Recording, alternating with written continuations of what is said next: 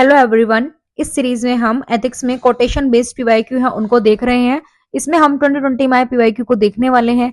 स्वयं को खोजने का सर्वोत्तम मार्ग यह है कि अपने आप को अन्य की सेवा में खो दे। ये जो कोट है वो है महात्मा गांधी की। तो सबसे पहले हमें जो कोटेशन होती है उसको एक्सप्लेन करना होता है। तो महात्मा गांधी के उपयुक्त कथन से तात्पर्य है कि व्यक्ति का व्यक्ति होना तभी सार्थक है जब वह अपने आप को मानवता की सेवा में पूर्ण रूप से समर्पित कर दे। अब हमें यहाँ पर एग्जाम्पल देने हैं।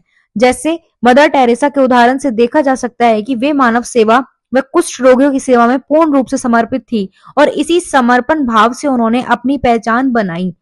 इसी तरह नोबेल पुरस्कार विजेता कैलाश सत्यार्थी, जिन्होंने अपना संपूर्ण जीवन बाल अधिकारों के लिए समर्पित कर अपनी एक अलग पहचान बनाई है। नेल्सन मंडेला ने अपने आप को खोजने का मार्ग अपने लोगों की भलाई व रंग भेद की नीति के खिलाफ लड़ाई को बनाया। पर्यावरणीय नैतिकता व जीवों के प्रति समर्पण भाव चंडी प्रसाद भट्ट और सुंदर लाल बहुगुणा के उदाहरणों में देखा जा सकता है।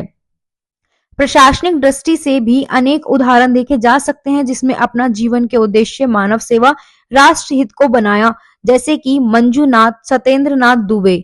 दूसरी तरफ अब हमें दूसरा पक्ष भी बताना है, ठीक है।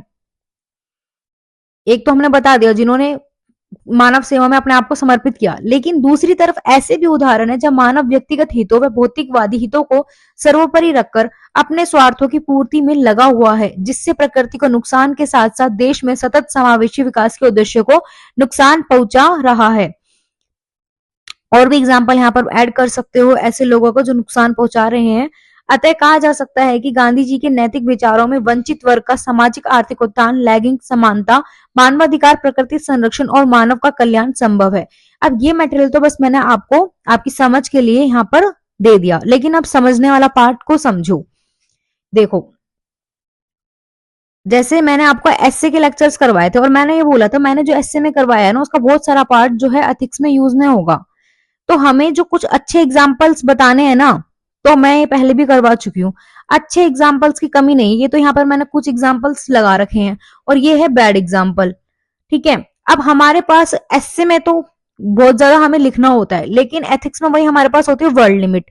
तो हमें अब क्या करना है ऐसे क्वेश्चन में, अब हमें बताना है एग्जामिनर को कि हाँ हमारे पास बहुत सारी नॉलेज है, हम अलग अलग डायमेंशन में जो काम कर रहे हैं, अच्छे कर रहे हैं बुरे कर रहे हैं, सबके बारे में जानते हैं। तो आपको क्या करना है कि यहाँ पर कुछ को तो एक्सप्लेन कर देना है, फिर एक पैराग्राफ में जो लोग अच्छे काम कर रहे हैं उन सबके नाम को मेंशन कर देना है। सिर्फ नाम भी मेंशन कर दोगे ना तो वो भी सही रहेगा। और वहीं जैसे यहाँ पर बैड एग्जाम्पल को मेंशन कर देना, नाम बता देना सारे, तो इस तरह से फिर आपके जो नंबर होंगे ना वो बढ़ जाएंगे। क्यों? क्योंकि अब ये तो चलो आपको समझाने के लिए कि आप बार बार वही सारे एग्जाम्पल लेके आ रहे हो। आप करंट में भी कुछ भी, मैं करंट अफेयर्स की क्लास भी पढ़ाती हूँ तो वहां से भी नए नए एग्जाम्पल ले सकते हो। तो डिफरेंट डायमेंशन से एग्जाम्पल लेको, कुछ हिस्ट्री से उठाया, कुछ मेडिवल से उठाया, कुछ करंट अफेयर से उठाया, कुछ प्रशासनिक अधिकारी है वहां से ले लिए, ठीक है। तो डिफरेंट एग्जाम डायमेंशन से जो एग्जाम्पल है वो आपको लेने हैं, मार्क्स मिलने की संभावना वो उससे बढ़ जाती है। ऐसे करके आना है क्योंकि क्वेश्चन तो वही आने वाले ना, तीन ही तो कोटेशन बेस्ड क्वेश्चन आने वाले हैं। तो जो आपने एसए में पढ़ा वो मटेरियल को आप यूज यहाँ पर कर सकते हो अच्छे से। तो एक ही क्वेश्चन के अंदर आप बहुत सारे एग्जाम्पल बता सकते हो इस तरीके से।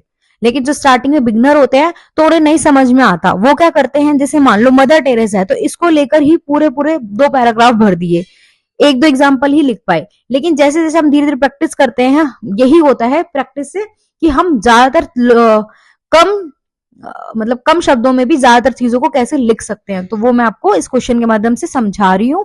अब हम मिलते हैं हमारे नेक्स्ट लेक्चर में। और आपको ये इनिशिएट अगर पसंद आ रहा हो तो आप कमेंट में बता भी सकते हो।